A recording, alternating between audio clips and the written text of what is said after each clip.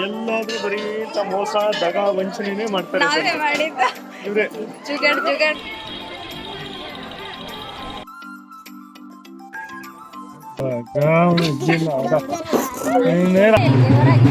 ದೇವಸ್ಥಾನ ಎಲ್ಲಿಗೆ ಹೋಗ್ತಿದೀವಿ? ಜಾತ್ರೆಗೆ ಹೋಗ್ತಿದೀವಿ. ಹಾಯ್ ಎಲ್ರಿಗೂ ನಮಸ್ಕಾರ, very good morning, welcome back to my YouTube channel. ಇವತ್ತು ನೋಡ್ತಾ ಇರ್ಬೋದು ಇನ್ನು ಸೂರ್ಯೋದಯ ಕೂಡ ಆಗಿಲ್ಲ. ನಾನು ತುಂಬ ಬೇಗ ಎದ್ದು ಇವತ್ತಿನ ಬ್ಲಾಗ್ನ ಶುರು ಮಾಡ್ತಾ ಇದ್ದೀನಿ. ಏನಕ್ಕಪ್ಪ ಅಂದರೆ ಮನೇಲಿ ಚಿಕ್ಕ ಫಂಕ್ಷನ್ ಇದೆ. ಮನೇಲಿ ಫಂಕ್ಷನ್ ಅಲ್ಲ, ಮನೆ ದೇವರಿಗೆ ಆರತಿ ಇದೆ. ಹಾಗಾಗಿ ಬೆಳಗ್ಗೆ ಬೇಗನೆ ಎದ್ದು ಮನೆ ಕೆಲಸಗಳೆಲ್ಲ ಇರುತ್ತೆ ಅಲ್ವಾ. ಹಾಗಾಗಿ ದೇವ್ರ ಪೂಜೆ ಅದು ಇದು ಎಲ್ಲ ಕೆಲಸಗಳಿರುತ್ತೆ, ನಾವು ರೆಡಿ ಆಗಬೇಕು, ಎಲ್ಲನೂ ಇರುತ್ತೆ ಅಲ್ವಾ. ಹಾಗಾಗಿ ಬೆಳಗ್ಗೆ ಬೇಗನೆ ಎದ್ದು ನನ್ನ ದಿನಾನ ಶುರು ಮಾಡಿದೆ. ನೋಡ್ತಾ ಇರ್ಬೋದು ನಮ್ಮಮ್ಮ ಅಡುಗೆ ಕೆಲಸ ಎಲ್ಲ ಮಾಡ್ತಾಯಿದ್ರು, ನಾನು ಬೇರೆ ಕೆಲಸಗಳನ್ನ ಮಾಡ್ತಾ ಇದ್ದೆ. ಅಂದರೆ ಒಬ್ಬರೇ ಎಲ್ಲನೂ ಮಾಡಬೇಕಂದ್ರೆ ಕಷ್ಟ ಆಗುತ್ತೆ. ಅಂದರೆ ನಾನು ಒಂದು ಕಡೆ ಕೆಲಸಗಳನ್ನ ಮಾಡ್ತೀನಿ, ನಮ್ಮಮ್ಮ ಒಂದು ಕಡೆ ಕೆಲಸಗಳನ್ನ ಮಾಡ್ತಾರೆ. ಇವತ್ತು ಅಡುಗೆಗಳು ಅಂದರೆ ಪಾಯಸ, ಹೆಸರುಬೇಳೆ, ಬೋಂಡ ಮತ್ತು ಏನೇನಿತ್ತು, ಅನ್ನ, ಸಾಂಬಾರು, ಕೋಸಂಬರಿ, ಇದೆಲ್ಲ ಪಲ್ಯ ಎಲ್ಲನೂ ರೆಡಿ ಮಾಡಿದರು. ನಮ್ಮಮ್ಮ ಎದ್ದು, ನಾನೆದ್ದು ನೆಲ ಒರೆಸಿ ಗುಡಿಸಿ ಪೂಜೆಗೆಲ್ಲ ರೆಡಿ ಮಾಡಿ ಎಲ್ಲನೂ ಮಾಡ್ಕೊಳ್ತಾ ಇದ್ದೆ. ಸೊ ಈಗ ಪೂಜೆಗೆಲ್ಲ ರೆಡಿ ಮಾಡಿ ನಾನು ಕೂಡ ದೇವರಿಗೆ ಎಡೆ ಹಾಕಿ ಪೂಜೆ ಮಾಡಬೇಕಲ್ವ, ಅಷ್ಟರಲ್ಲಿ ನಾನು ಕೂಡ ರೆಡಿ ಆಗಿಬಿಡೋಣ ಅಂತ ಸ್ವಲ್ಪ ಬೇಗ. ಪ್ರತಿ ಸಾರಿ ಏನಾದರೂ ಫಂಕ್ಷನ್ನು, ಹಬ್ಬ ಏನೇ ಇದ್ರೂ ತುಂಬ ಲೇಟಾಗಿ ರೆಡಿ ಆಗೋದಾಯಿತು, ಲೇಟಾಗಿ ಹೋಗೋದಾಯಿತು. ಸೊ ಹಾಗಾಗಿ ಇವತ್ತು ಬೆಳಗ್ಗೆ ನಾನು ಕೂಡ ಬೇಗ ಎದ್ದಿದ್ದೆ, ನಮ್ಮಮ್ಮ ಕೂಡ ಬೇಗ ಎದ್ದು ಅಡುಗೆ ಕೆಲಸಗಳನ್ನ ಮಾಡಿದ್ರು.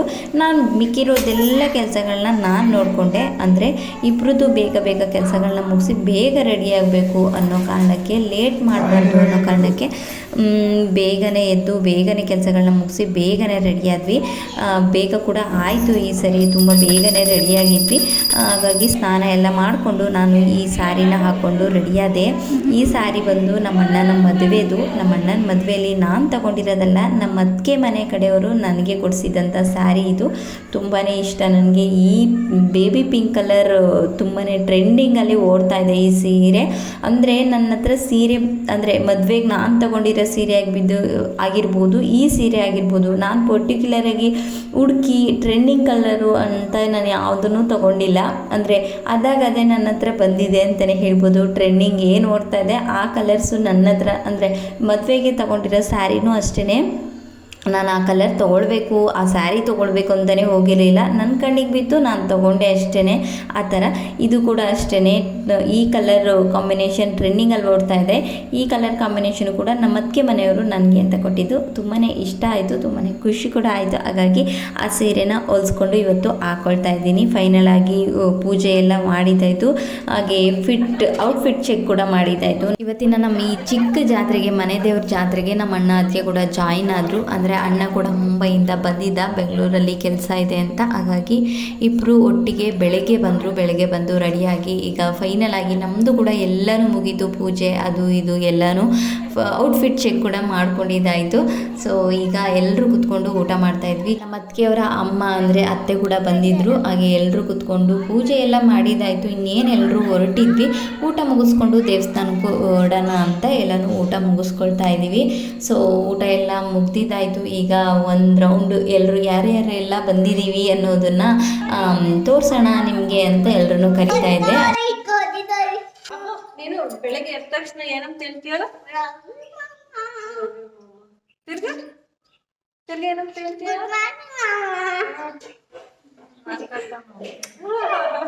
ಹಾಗೆ ನನ್ನ ಸ್ಯಾರಿ ಹೇಗೆ ಕಾಣಿಸ್ತಾ ಇದೆ ಅಂತ ಕಮೆಂಟ್ ಮಾಡಿ. ನನಗಂತೂ ಸಿಕ್ಕಾಪಟ್ಟೆ ಇಷ್ಟ ಆಯಿತು. ನನಗೆ ಇತ್ತೀಚೆಗೆ ಸ್ಯಾರಿಗಳಂದರೆ ಹಾಕ್ಕೊಳ್ಳೋಕ್ಕೆ ಸಿಕ್ಕಾಪಟ್ಟೆ ಇಷ್ಟ ಆಗ್ತೈತೆ. ಜೊತೆಗೆ ಗಾಜಿನ ಬಳೆ ಕೈ ತುಂಬ ಹಾಕ್ಕೊಳ್ಬೇಕು ಅಂದರೆ ಸಿಕ್ಕಾಪಟ್ಟೆ ಇಷ್ಟ ಆಗುತ್ತೆ ನನಗೆ. ಆ ಥರ ಈ ಥರ ಫ್ಯಾನ್ಸಿ ಬಳೆ ಅದೆಲ್ಲ ಇಷ್ಟ ಆಗಲ್ಲ ನನಗೆ. ಗಾಜಿನ ಬಳೆ ಹಾಕ್ಕೊಳ್ಬೇಕಂದ್ರೆ ಸಿಕ್ಕಾಪಟ್ಟೆ ಇಷ್ಟ ನನಗೆ. ಗಾಜಿನ ಬಳೆ ಅದರಲ್ಲೂ ಕೈ ತುಂಬ ಹಾಕ್ಕೊಳ್ಬೇಕು ಅನ್ನೋದು ಜಾಸ್ತಿ ಇಷ್ಟ ನನಗೆ.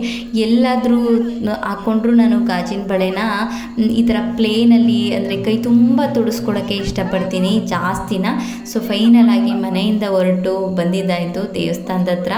ಸೊ ದೇವಸ್ಥಾನದ ಹತ್ರ ಅಂದರೆ ಒಂದು ರೌಂಡ್ ಎಲ್ಲ ಓಡಿಸ್ತಾರೆ, ಊರೆಲ್ಲ ಸುತ್ತಾಕಿಸ್ತಾರೆ. ಬಿಸಿಲಲ್ಲಿ ಸಿಕ್ಕಾಪಟ್ಟೆ ಬಿಸಿಲು, ಇವಾಗಂತೂ ಹೇಳೋದೇ ಬೇಡ, ಅಷ್ಟಿಷ್ಟು ಬಿಸಿಲು ಅಂದರೆ ಬಿಸಿಲು ಸಿಕ್ಕಾಪಟ್ಟೆ ಜಾಸ್ತಿ ಬಿಸಿಲಿದೆ. ಇನ್ನು ಸ್ಟಾರ್ಟಿಂಗಲ್ಲೇ ಇಷ್ಟಿದೆ, ಮುಂದೆ ಹೋಗ್ತಾ ಹೋಗ್ತಾ ಇನ್ನೆಷ್ಟು ಬಿಸಿಲಿರುತ್ತೋ ಗೊತ್ತಿಲ್ಲ ಈ ವರ್ಷ. ಸೊ ಹಾಗಾಗಿ ನಾವು ಫುಲ್ಲೇನು ಹೋಗಿ ಆರತಿ ಇಟ್ಕೊಂಡು ಊರೆಲ್ಲ ಸುತ್ತಕೊಂಡೇನು ಬರಲಿಲ್ಲ, ಅಲ್ಲೇ ನಿಂತ್ಕೊಂಡಿದ್ವಿ ಹೊರಗಡೆ.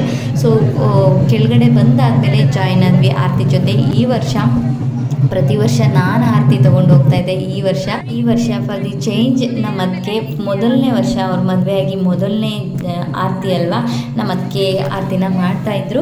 ಸೊ ಈಗ ಎಲ್ಲರೂ ಇಲ್ಲಿ ನೋಡ್ತಾ ಇರ್ಬೋದು ನಮ್ಮ ಅದಕ್ಕೆ ಹೇಗೆ ರೆಡಿಯಾಗಿದ್ದಾರೆ, ಹಾಗೆ ನಮ್ಮ ಮಮತದ್ಕೆ ಹೇಗೆ ರೆಡಿಯಾಗಿದ್ದಾರೆ, ನಮ್ಮ ರಾಜಿ ಹೇಗೆ ರೆಡಿಯಾಗಿದ್ದಾರೆ ಎಲ್ಲರದ್ದು ತೋರಿಸ್ತಾ ಇದ್ದೀನಿ. ನಮ್ಮ ಮಮತದ್ಕೆ ಅಂದರೆ ಯಾವಾಗಲೂ ಬ್ರೈಟಾಗೆ ಜಾಸ್ತಿ, ಅವ್ರಿಗೆ ಬ್ರೈಟಾಗಿರಬೇಕು ಅನ್ನೋದು ಜಾಸ್ತಿ ಇಷ್ಟ. ಅಂದರೆ ಕಲರ್ಸ್ ಬ್ರೈಟ್ ಕಲರ್ಸ್ ಜಾಸ್ತಿ ಇಷ್ಟ. ಅದನ್ನೇ ಸ್ಯಾರಿ, ಆ ಬಿಸಿಲಿಗೂ ಆ ಸ್ಯಾರಿಗೂ ಸಿಕ್ಕಾಪಟ್ಟೆ ಮಿಂಚ್ತಾ ಇತ್ತು, ಅದನ್ನೇ ಮಾತಾಡಿಕೊಂಡು ಜೋಕ್ ಮಾಡ್ತಾ ಇದ್ವಿ. ಸೊ ಫೈನಲ್ ಆಗಿ ದೇವಸ್ಥಾನದೊಳಗೆ ಬಂದು ದೇವ್ರ ದರ್ಶನ ಮಾಡ್ತಾ ಇದ್ದೀವಿ. ದೇವರು ಒಳಗಡೆ ಬಂದಿರಲಿಲ್ಲ, ಹಾಗಾಗಿ ಆರತಿ ಪ್ರದರ್ಶನ ಎಲ್ಲ ಹಾಕ್ಕೊಂಡು ವೆಯ್ಟ್ ಮಾಡ್ತಾ ಇದ್ವಿ. ಈಗ ಫೈನಲ್ ಆಗಿ ಬಂದು ದರ್ಶನ ಮಾಡಿಕೊಂಡು ಹೊರಗಡೆ ಬಂದು ಎಲ್ಲನೂ ಕೂತ್ಕೊಂಡಿದ್ವಿ. ಅಂದರೆ ನಮ್ಮ ದೇವಸ್ಥಾನದ ಹತ್ರ ಪ್ರತಿ ವರ್ಷವೂ ಊಟ ಇರುತ್ತೆ, ಅಂದರೆ ಅನ್ನ ಪ್ರಸಾದ ಇರುತ್ತೆ. ಮನೆಯಲ್ಲೂ ಕೂಡ ಊಟ ಮಾಡ್ಕೊಂಡು ಬಂದಿದ್ವಿ, ಹೊಟ್ಟೆ ಹಸ್ದಿಲ್ಲ, ಆದರೂ ಕೂಡ ಊಟ ಮಾಡಬೇಕಲ್ಲ ಅಂತ ಊಟ ಮಾಡಿಕೊಂಡು ಈಗ ಫೈನಲ್ ಆಗಿ ಮನೆಗೆ ಬಂದು ಇನ್ನೊಂದು ಕಡೆ ಹೊರಡ್ತಾ ಇದ್ದೀವಿ. ನಾವಿವತ್ತು ಹೇಮಾವತಿ ಜಾತ್ರೆಗೆ ಹೋಗ್ತಾ ಇದ್ದೀವಿ. ಇವತ್ತು ಹೇಮಾವತಿ ಅಗ್ಗಿನಕೊಂಡ.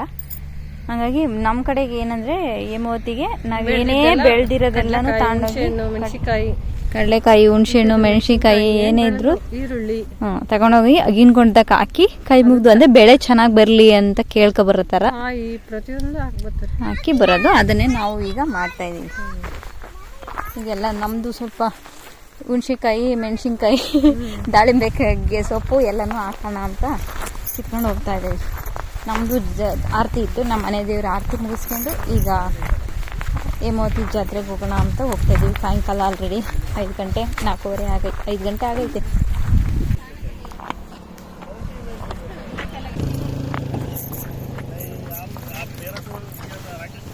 ರಾಜೀವ್ ನನ್ನೇ ಒಂದು ಚಪ್ಪಲಿ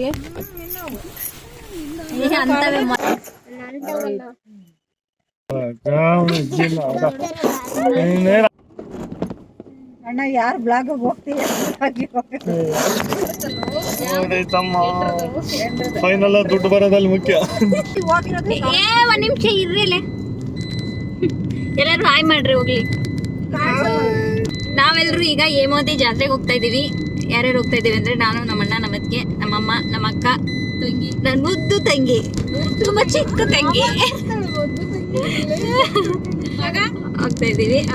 ಅವನಿ ಈತನು ನಮ್ಮ ಪಾಪು. Say hi. ಎಲ್ರು ಅಲ್ಲಿ ಕೂತಿದ್ದಾರೆ. ಬ್ಯಾಕ್ ಗ್ರೌಂಡ್ ನೈಸ್ ಎಲ್ಲ ನಿಲ್ಸಿ ಚೈತ್ರಕ್ಕ, ಬ್ಯಾಕ್ ಗ್ರೌಂಡ್ ನೈಸ್ ನಿಲ್ಸಿ. ನಮ್ಮ ಪಾಪು ಎಲ್ಲಿ ಹೋಗ್ತಿದ್ದೀವಿ ಪಾಪು? ನಮ್ಮ ರಾಜಿ ಎಲ್ಲಿ ಹೋಗ್ತಿದ್ದೀವಿ ಪಾಪು? ಜಾತ್ರೆ ನೀನ್ ಹೇಳೋದಿನ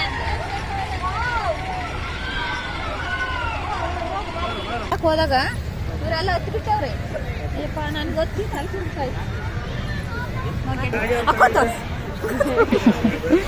ಪ್ರತಿ ವರ್ಷ ನಾನು, ನಮ್ಮಪ್ಪ, ನಮ್ಮಮ್ಮ ಹೇಮಾವತಿ ಜಾತ್ರೆಗೆ ಹೋಗಿ ಬರ್ತಾ ಇದ್ವಿ. ಈ ವರ್ಷ ಎಲ್ಲರ ಜೊತೆಗೆ ಬಂದಿದ್ದೀನಿ.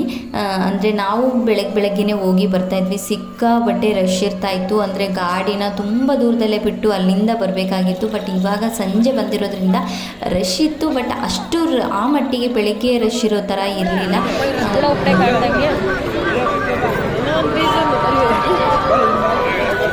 ಹುಳ ಉಪ್ಪೆ ಕಾಣಬಾರ್ದು ಮನೆ ತೆಗೆ ಅಂತ ಹುಳ ಹಾಕೋದು.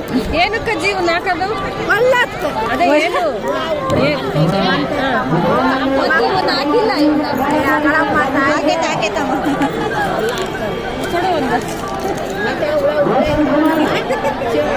ನೀನು ಬಿದ್ದೆ ನಾನು ಬಿದ್ದೆ ಅಂತ ಬೀಳೋದು ಅಷ್ಟೇ.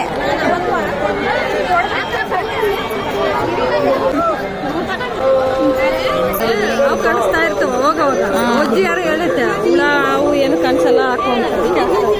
ನಮ್ಮಮ್ಮ ಅಮ್ಮ ಏನು 101 ರೂಪಾಯಿ ಧೂಪ ಹಾಕ್ತೀನಿ ಅಂತ ಅಂದ್ಕೊಂಡಿತ್ತಂತೆ. ಹಾಗಾಗಿ ಧೂಪ ಎಲ್ಲ ತೊಗೊಂಡು ಬಂದ್ವಿ, ಎಲ್ಲರೂ ಧೂಪ ತಗೊಂಡು ಈಗ ಅಗಿನ ಗೊಂಡೊಳಗೆ ಹಾಕ್ತಾಯಿದ್ವಿ, ಧೂಪ ಹಾಕ್ತಾಯಿದ್ದೀವಿ.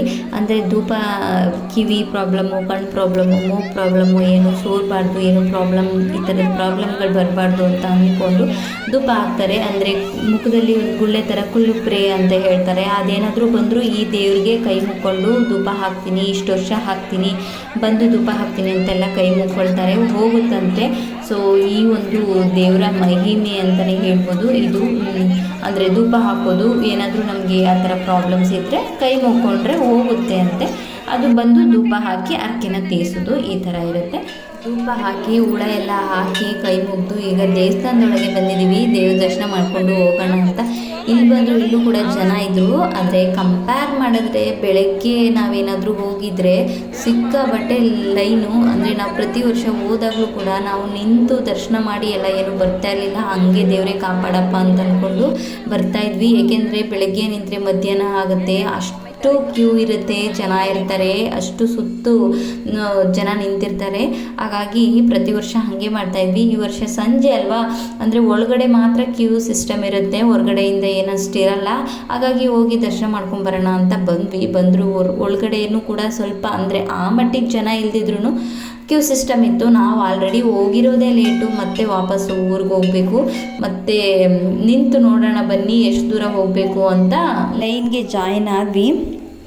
ಜಾಯಿನ್ ಆದಮೇಲೆ ನೋಡಿದ್ವಿ ಇನ್ನೊಂದು ಸೈಡು ಜನಗಳು ಹೋಗ್ತಾಯಿದ್ರು.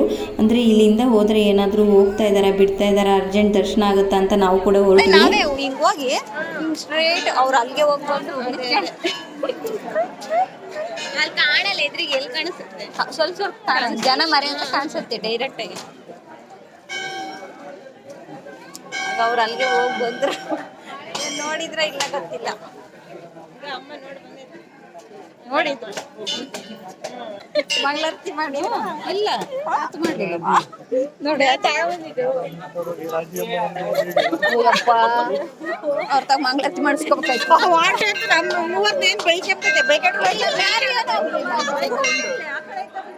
ನಾವು ಸ್ವಲ್ಪ ಹಿಂಗ್ ಟರ್ನಿಂಗ್ ಅಲ್ಲಿ ನೋಡಿ, ಎಲ್ಲಾದ್ರೂ ಬರೀ ಮೋಸ ದಗ ವಂಚನೆನೇ ಮಾಡ್ತಾರೆ. ಇವ್ರೆ ಜುಗಾಡ್ ಮಾಡಿ ದರ್ಶನ ಜುಗಾಡ್ ದರ್ಶನ ಮಾಡ್ಕೊಂಡ್ ಬಂದ್ರು. ಯಾರು ಮಾಡಬಾರ್ದು. ನೀವು ಏನೇನೋ ಮಾಡಿ ದರ್ಶನ ನೋಡಿ ಇವತ್ತು ಏನು ಕೆಲಸ ಮಾಡ್ಕೊಂಡ್ಬಂದ್ವಿ ಅಂತ. ಅಂದರೆ ಯಾರೂ ಮಾಡಬಾರ್ದು, ಯಾರೂ ಮಾಡಬೇಡಿ ಅಂತ ಹೇಳೋದು ತಪ್ಪಾಗತ್ತೆ. ಯಾಕೆಂದರೆ ಮಾಡಿಬಿಟ್ಟು ಈ ಥರ ಕೆಲಸನ ಮಾಡಬೇಡಿ ಅನ್ನೋದು ತಪ್ಪಾಗತ್ತೆ. ಅಂದರೆ ದೇವಸ್ಥಾನದಲ್ಲಿ ಎಷ್ಟೋ ಜನ ನಿಂತಿರ್ತಾರೆ, ಬಟ್ ನಾವು ಆ ಥರ ಮಾಡಿದ್ವಿ. ಅಂದರೆ ನಾವು ಮೊದಲನೇದಾಗಿ ನಾವು ಹೋಗಿ ಏನು ಅದನ್ನೆಲ್ಲ ಮಾಡಲಿಲ್ಲ, ಯಾರೂ ಅಷ್ಟೆಲ್ಲ ಧೈರ್ಯ ಇಲ್ಲ. ಯಾರು ಹೋಗ್ತಾಯಿದ್ರು, ಈ ಕಡೆಯಿಂದನೂ ಬಿಡ್ತಾ ಇದ್ದಾರೆ ಅಂತ ಅನಿಸುತ್ತೆ. ಈ ಕಡೆಯಿಂದ ಹೋದರೆ ಬೇಗ ಆಗುತ್ತೇನೋ ಅಂತ ಆ ಕಡೆಯಿಂದ ಜಾಯಿನ್ ಆದ್ವಿ. ಒಳಗಡೆ ಹೋದಾಗ ಗೊತ್ತಾಯಿತು ಈ ಕಡೆಯಿಂದ ಬಿಡ್ತಾ ಇಲ್ಲ, ಇದು ಆಪೋಸಿಟ್ ಲೈನು, ಹೋಗಿ ಹಿಂಗೇನೆ ದರ್ಶನ ಮಾಡ್ಕೊಂಬರೋದು ಅಂತ. ಸೊ ಆಗೋ ಹೇಗೋ 5 ನಿಮಿಷಕ್ಕೆ ಪಟ್ಟಣಕ್ಕೆ ದರ್ಶನ ಮಾಡ್ಕೊಂಡು ಬಂದಿದ್ದಾಯಿತು. ಬ್ಯಾಕ್ ಸೈಡು ಶಿವಲಿಂಗ ಇದೆ, ಹಾಗಾಗಿ ಅಲ್ಲಿ ಕೂಡ ಹೋದ್ವಿ. ಅಲ್ಲಿಗೆ ಹೋಗಿ ಹೊರಗಡೆ ಬಸವಣ್ಣ ಇರುತ್ತೆ. ಯಾವುದೇ ಶಿವಲಿಂಗ ಅಂದರೆ ಶಿವಪ್ಪನ ದೇವಸ್ಥಾನದಲ್ಲಿ ಹೊರಗಡೆ ಬಸವಣ್ಣ ಇಟ್ಟಿರ್ತಾರೆ. ಬಸವಣ್ಣನ ಹತ್ರ ನಾವು ಏನೇ ನಮ್ಮ ಕೋರಿಕೆಗಳಿದ್ರು ಕಿವಿಲಿ ಹೇಳಿದ್ರೆ, ಯಾರಿಗೂ ಕೇಳಿಸ್ತಂತೆ ಕಿವಿಲಿ ಹೇಳಿದ್ರೆ ಬಸವಣ್ಣನ ಕಿವಿಲಿ ಡೈರೆಕ್ಟಾಗಿ ಶಿವಪ್ಪನ ಹತ್ರ ಹೇಳ್ತಾರಂತೆ. ಅಂದರೆ ನಮ್ಮ ಕೋರಿಕೆಗಳು ನಮ್ಮ ಏನೇ ಇದ್ರೂ ಶಿವಪ್ಪಂಗೆ ತಲುಪಿಸ್ತಾರಂತೆ. ಹಾಗಾಗಿ ನಮ್ಮ ಒಂದು ಕೋರಿಕೆಗಳನ್ನು ಬಸವಣ್ಣನ ಹತ್ರ ಹೇಳಿ ಶಿವಲಿಂಗನ ದರ್ಶನ ಮಾಡಿಕೊಂಡು ಈಗ ಜಾತ್ರೆ ಒಳಗೆ ಹೋಗೋಣ ಅಂತ ಬಂದ್ವಿ. ಜಾತ್ರೆಯಲ್ಲಿ ಏನು ತಿನ್ನೋದು ಏನು ತಗೊಳ್ಳೋದು ಅಲ್ವಾ, ನನಗಂತೂ ಜಾತ್ರೆಯಲ್ಲಿ ತಿನ್ನಬೇಕು ಅಂದರೆ ಆಗಲ್ಲ. ಅದ್ರ ಮೇಲೆ ಎಷ್ಟು ಧೂಳು ಕುಂತಿರುತ್ತೋ, ಜನ ಸಿಕ್ಕಾಪಟ್ಟೆ ಜನ ಓಡಾಟ, ಅದು ಇದು ವೆಹಿಕಲ್ಸು ಎಲ್ಲ ಹೊರಗಡೆ ಹಂಗೆ ಇಟ್ಟಿರ್ತಾರೆ. ಒಂದು ಅರ್ಧ ಅಡಿ ಅಂತೂ 1 ಅಡಿ ಅಂತೂ ಕೂತಿರುತ್ತೆ ಧೂಳು. ಹಾಗಾಗಿ ಅದೆಲ್ಲ ತಿನ್ನೋದು ಬೇಡ ಅಂತ ಏನು ತಿನ್ನಲ್ಲ ಜಾತ್ರೆಗೆ ಅದು ಇದೂ. ಜಾತ್ರೆಗೆ ಹೋದರೆ ಬೇಗ ಅಟ್ರ್ಯಾಕ್ಟ್ ಆಗೋದೇ ಈ ಥರ ಏನಾದರೂ ಜಾತ್ರೆಯಲ್ಲಿ ಐಟಮ್ಸ್ ಇಟ್ಟಿರ್ತಾರಲ್ಲ ಅದು. ನಮ್ಮ ದೊಡ್ಡೋರಿಗೆ ಅಷ್ಟು ಏನಾದರೂ ತೊಗೊಳ್ಬೇಕು ಅಂತ ಅನಿಸುತ್ತೆ. ಅದರಲ್ಲಿ ಮಕ್ಕಳು ಕೇಳ್ತಾರೆ, ನಮ್ಮ ಈತನಂತೂ ಕೇಳೋದೇ ಇಲ್ಲ, ನನಗೆ ಅದು ಬೇಕಂದರೆ ಬೇಕು ಅಂತಿರ್ತಾನೆ. ಹಾಗಾಗಿ ನಮ್ಮ ಪಾಪುಗೆ ಏನಾದರೂ ತೊಗೊಳ್ಳೋಣ ಅಂತ ನೋಡ್ತಾ ಇದ್ವಿ. ಜೊತೆಗೆ ಅವ್ರು ತೊಗೊಳ್ತಾ ಇದ್ರು. ನಾನು ಆ ಗ್ಯಾಪಲ್ಲಿ ನೋಡ್ತಾ ಇರ್ಬೋದು, ತಲೆಗೆ ಅದು ಹಾಕೊಂಡು ನೋಡೋದು, ಇದು ಹಾಕೊಂಡು ನೋಡೋದು. ತೊಗೊಳ್ಳೋದಂತೂ ತೊಗೊಳ್ಳಲ್ಲ, ಸುಮ್ಮನೆ ನೋಡಿಕೊಂಡು ಫೋಸ್ ಕೊಡೋಣ ಅಂತ ಕೊಡ್ತಾ ಇದ್ದೆ. Thank you for watching this video. Love you all. ಮತ್ತೊಂದು ಹೊಸ ವಿಡಿಯೋ ಜೊತೆ ಸಿಗ್ತೀನಿ.